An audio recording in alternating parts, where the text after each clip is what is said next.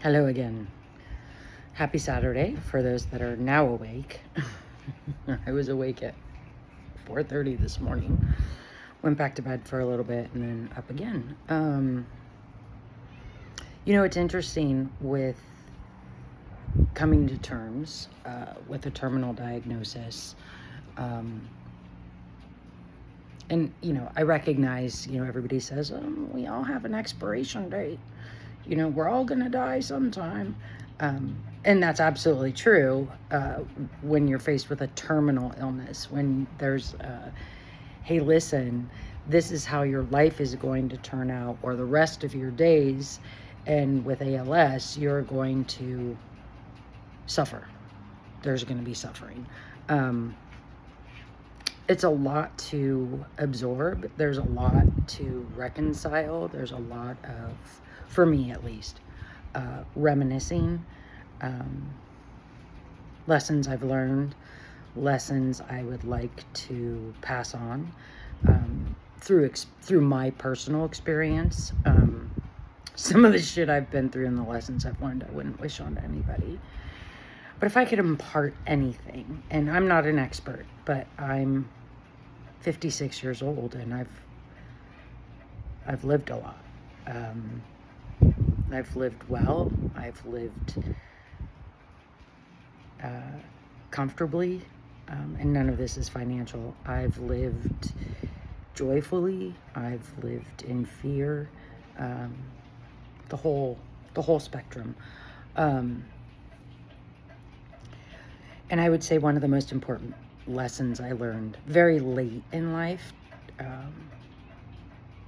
I'm glad I learned it, came to understand my worth. I wish I'd learned it sooner. Do not make yourself small to make others comfortable. Do not quiet yourself. Do not dim your light to make other people comfortable.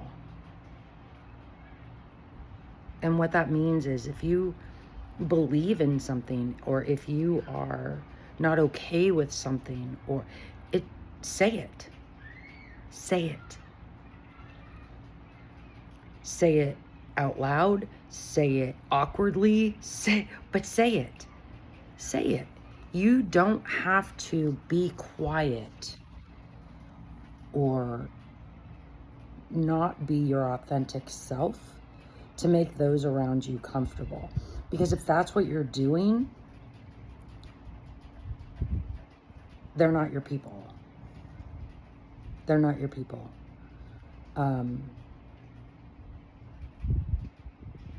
Sorry, I keep looking at my hand. I was quiet for a very long time. I was.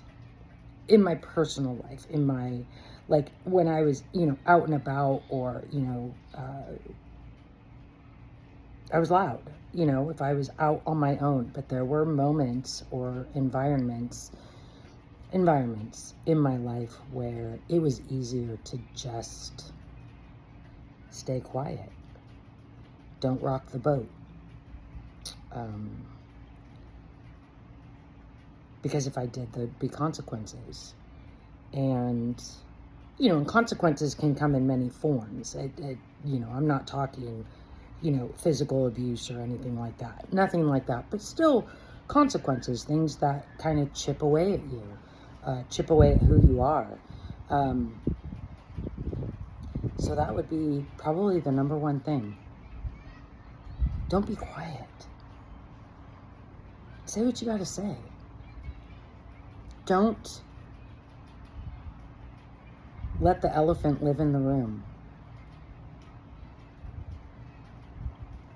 You are who you are, and you're fabulous for it. You don't have to change who you are, inside or outside, to please anybody. The only person you owe anything to is yourself. That's it. You live your life for you. Now, there will be times in your life that, you'll put yourself second or, on the back burner. And sometimes that, I understand that. Absolutely. I did, whether it was, my children, my significant other, their needs had to come before mine. And absolutely, that's sacrifice, and that's being a parent and a good partner. But outside of that, no. Speak up, speak out, say your truth, say it respectfully. Don't say it in a condescending way. You can have good debate, you can have good conversations, you can gain perspective, but you don't have to be quiet. I don't like walking into a room that is thick with tension. I just don't. It's not for me, and I don't ever put myself in that position again. Like I used to like, take one for the team. We're gonna, come on. It's gonna be excruciating, but you can get through it for so-and-so. Nope. No.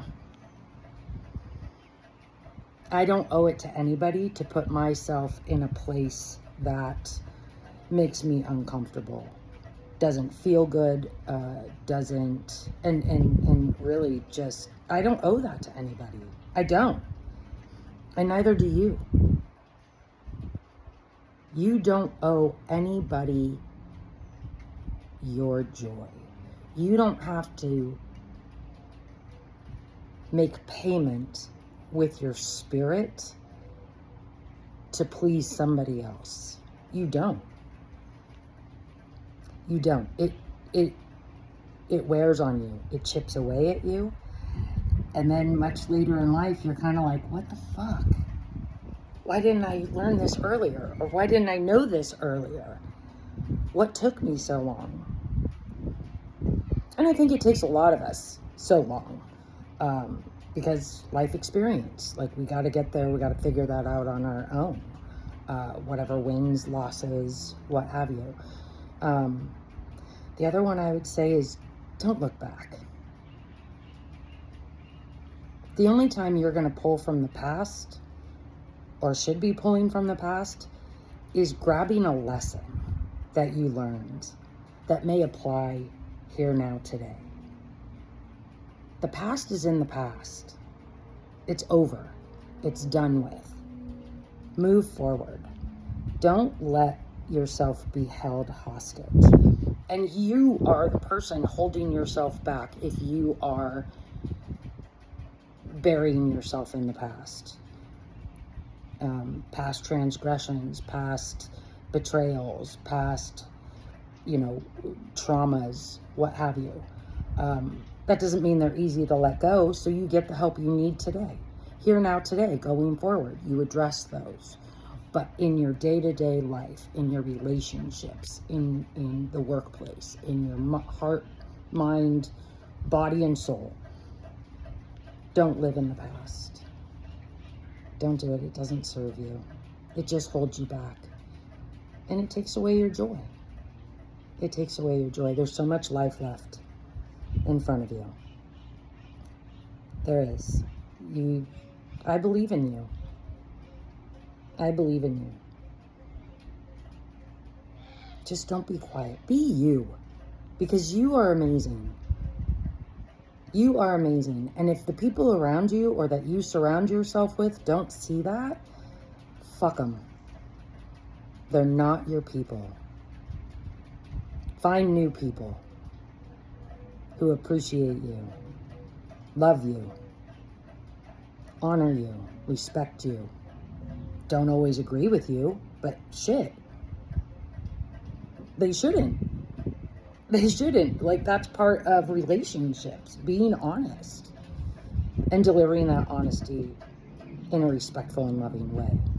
And I know I'm rambling and I'm kind of jumping all over the place, but I guess I'm just kind of saying all the things I wish I'd known earlier in life. You are perfection. You are. And the world deserves to know that.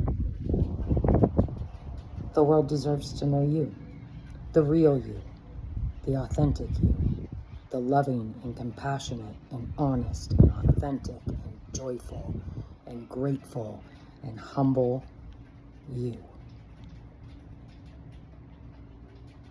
And all of what you perceive as flaws in yourself is exactly what makes you unique, fabulous, and one in a million. Much love.